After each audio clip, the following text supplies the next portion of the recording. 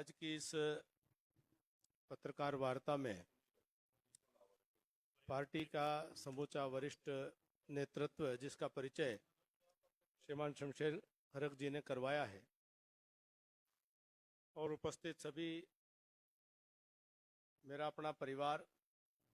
ये पत्रकार और छायाकार मित्र, आप सभी का इस पत्रकार वार्ता में स्वागत है और अभिनंदन है। आप की पत्रकारिता के माध्यम से आपके जो पाठक और दर्शक और श्रोता हैं उन तक अपनी बात पहुंचाने का प्रयास हम करते हैं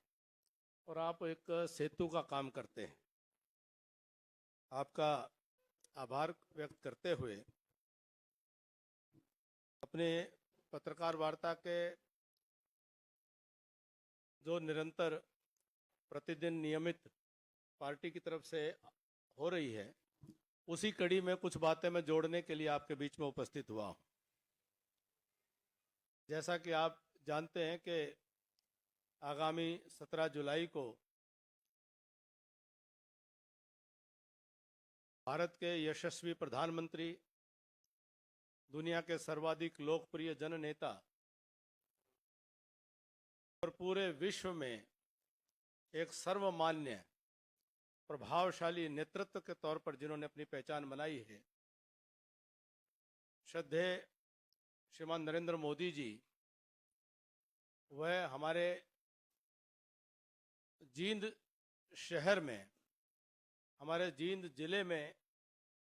पधार करके एक बहुत बड़ी सौगात देने वाले हैं। जींद का अपना एक महत्व है, केवल राजनीति के अंदर ही महत्व नहीं है, जींद का अपना एक ऐतिहासिक महत्व है और 17 जुलाई के बाद जींद दुनिया के इतिहास में एक नया अपना मील का पत्थर एक बनाने का काम करेगा कि हिंदुस्तान के किसी भी कोने में बच्चों की परीक्षा में जब सवाल पूछा जाएगा कि भारत में पहली हाइड्रोजन ट्रेन कहाँ से कहाँ और कब चली थी,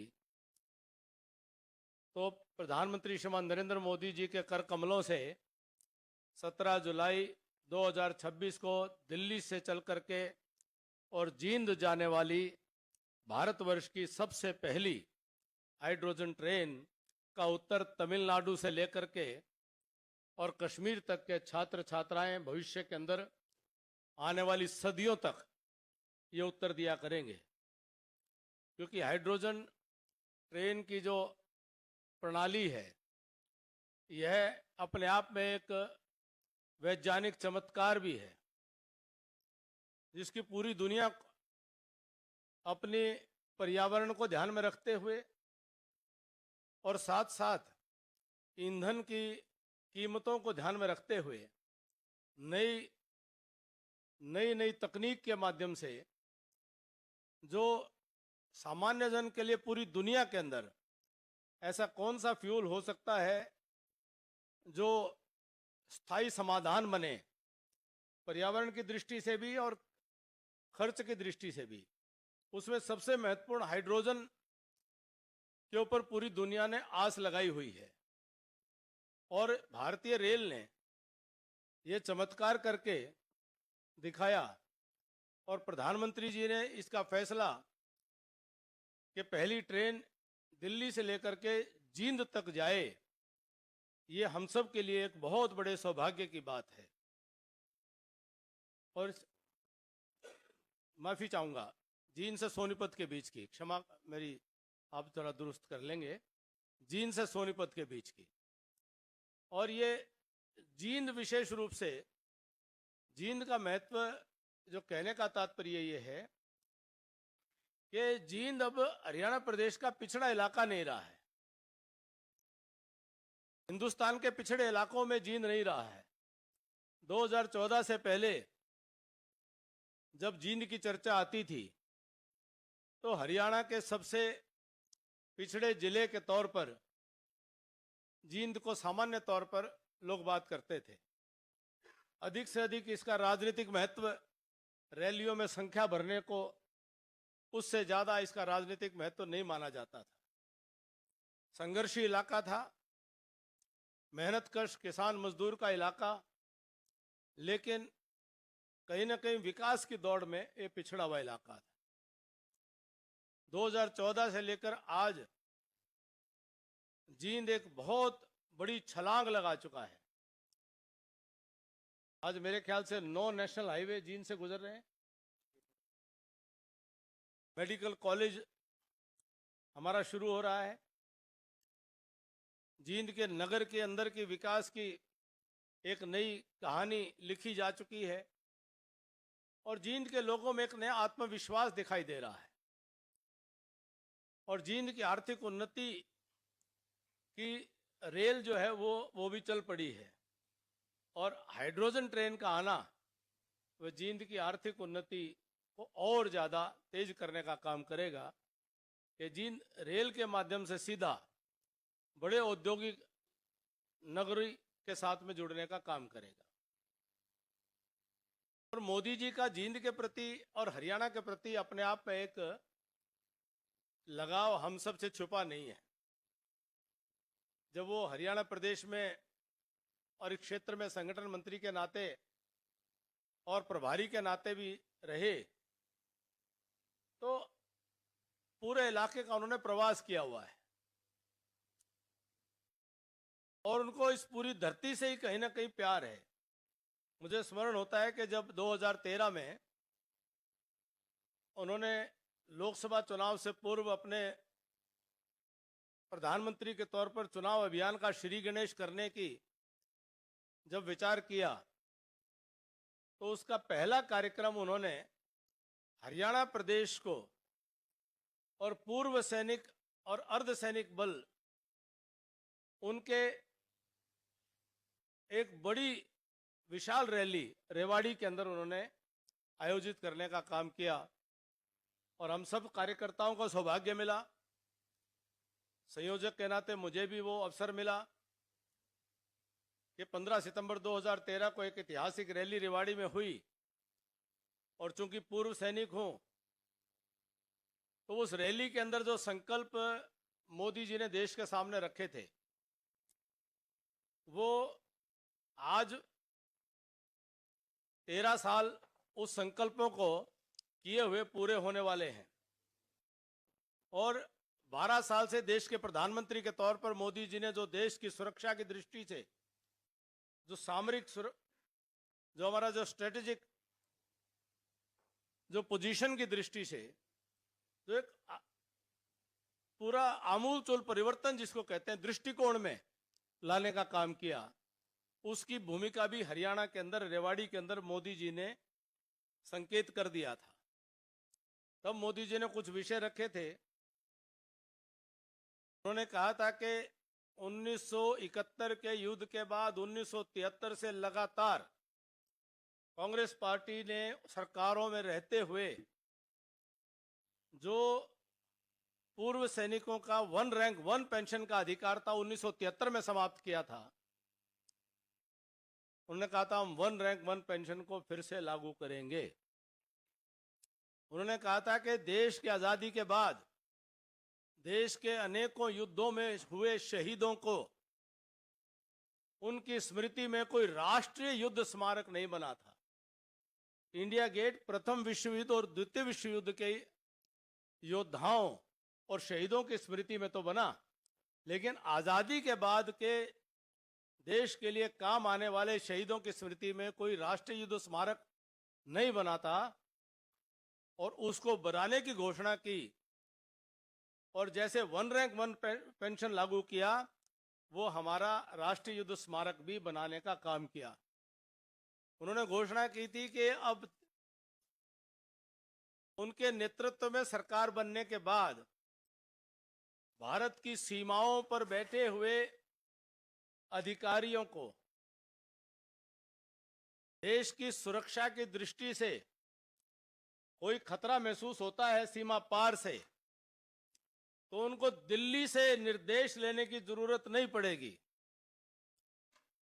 और इसका परिणाम ये हुआ है कि अब भारत के सीमाओं पर तैनात अधिकारी उनको देश की सीमा के अंदर का आने वाला खतरे की वो इंतजार नहीं करते। देश की सीमा के पार भी उनको किसी खतरे का अंदेशा होता है तो वह सीमा पार करने में भी संकोच नहीं करते हैं। और एक नया भारत, ये सुरक्षा की दृष्टि से वह मोदी जी के नेतृत्व में आज पूरे विश्व ने देखा है। मोदी जी 3 राष्ट्रों के अभी दौरे पर हैं और कल ऑस्ट्रेलिया मेलबर्न में थे और वहां पर उन्होंने बड़े खचाखच बड़े स्टेडियम में ऑपरेशन सिंदूर का जिक्र करके कहा कि धमाका पाकिस्तान के अंदर, गहरे अंदर आतंकी ठिकानों पर, वह एक बानगी, केवल उन आतंकी ठिकानों ने उसका कहर नहीं देखा, केवल पाकिस्तान ने उसका कहर नहीं देखा, उसका पूरी दुनिया ने महसूस किया कि ये भारत अब अपने ऊपर आने वाले खतरों को भांप करके कार्रवाई करेगा, ये नहीं कि कोई अंदर आकर के और हमले कर जाए। तो ये परिवर्तन भी हरियाणा की धरती से, मोदी जी ने कहा था कि मुझे हरियाणा के रणबांकुरे, हरियाणा के जवान और किसान, उनसे प्रेरणा मिलती है। तो इसलिए हरियाणा की भूमि को हमेशा उन्होंने प्राथमिकता दी है। जब देश में बेटी बचाओ अभियान की शुरुआत करनी थी, जो विषय उनको अत्यंत प्रिय था, लेकिन उनको साथ साथ ये भी आता कि बेटी बचाओ बेटी पढ़ाओ का अभियान जब करना है तो इसकी सर्वाधिक आवश्यकता हरियाणा में उनके जहन में शुरू से थी। और पानीपत से वो बेटी बचाओ बेटी पढ़ाओ का अभियान भी शुरू हुआ और जिसके दूरगामी परिणाम देश में भी आए और हरियाणा के अंदर भी एक बड़ा सोच में परिवर्तन ये मोदी जी के नेतृत्व के कारण से हमने महसूस किया है। हम सबका सौभाग्य है कि ऐसे महान महापुरुष, ऐसे महान नेता जो केवल मात्र एक सरकार 5 साल के कार्यकाल को लेकर के काम नहीं करते हैं, वो राष्ट्र निर्माण के संकल्प को लेकर के, और उनके संकल्प कोई एक चुनाव से दूसरे चुनाव के नहीं होते हैं। विकसित राष्ट्र का संकल्प 2047 का, ये कहते हुए कि हम होंगे नहीं होंगे, लेकिन ये देश 2047 तक जब भारत की आजादी का 100 वर्ष पूरे हों तो ये देश दुनिया के विकसित राष्ट्रों की श्रेणी में खड़ा हो, ऐसे संकल्पवान नेतृत्व जींद में आने वाले हैं। और आप सबका निश्चित तौर पर ये जो एक बहुत विशेष आयोजन हो रहा है, मोदी जी के स्वागत में पूरा जींद बड़े उत्साह में है। जींद के आसपास के इलाके चारों तरफ गांव-गांव में उनके आगमन को लेकर के बड़ा उत्साह है और बहुत ही शानदार और जानदार और बहुत भव्य और दिव्य कार्यक्रम हम सबको देखने को मिलेगा। केवल हम कार्यकर्ता ही उत्साहित नहीं है, बल्कि पूरी जनता उत्साहित है और आप सबके चेहरों को देख करके लग रहा है कि आप भी हमसे भी ज्यादा उत्साहित हैं।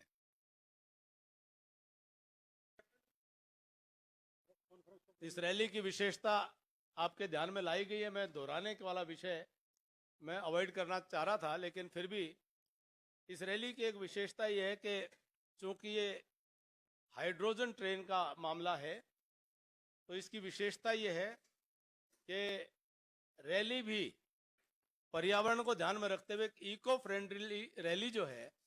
वो शायद विश्व में एक नया प्रयोग है। मोदी जी की पहचान नवाचार से है, इनोवेशन से है, जिसको इंडोनेशिया के राष्ट्र प्रमुख प्रबोवो साहब ने भी कहा कि मैं मोदी जी के कार्यक्रमों को देख करके उनको कॉपी करता हूं। मोदी जी कुछ नया करते हैं, कुछ नया सोचते हैं। इस रैली को भी इको फ्रेंडली ये रैली हो, इस सोच के साथ सब लोग लगे हैं। बाकी जन सामान्य, क्योंकि जनता का इतना उत्साह है, हम जनता से भी अपील करते हैं कि आप भारी से भारी संख्या में आएं पर हमारा निवेदन आग्रह है आयोजक के नाते से कि आप इको फ्रेंडली साधनों से ही आएं। ऐसा हम जनता से निवेदन करते हैं। बाकी जनता जनार्दन है, जनता मालिक है। हमारा प्रयास है कि ये पूरी तरह से इको फ्रेंडली रैली हो। मैंने अपना निवेदन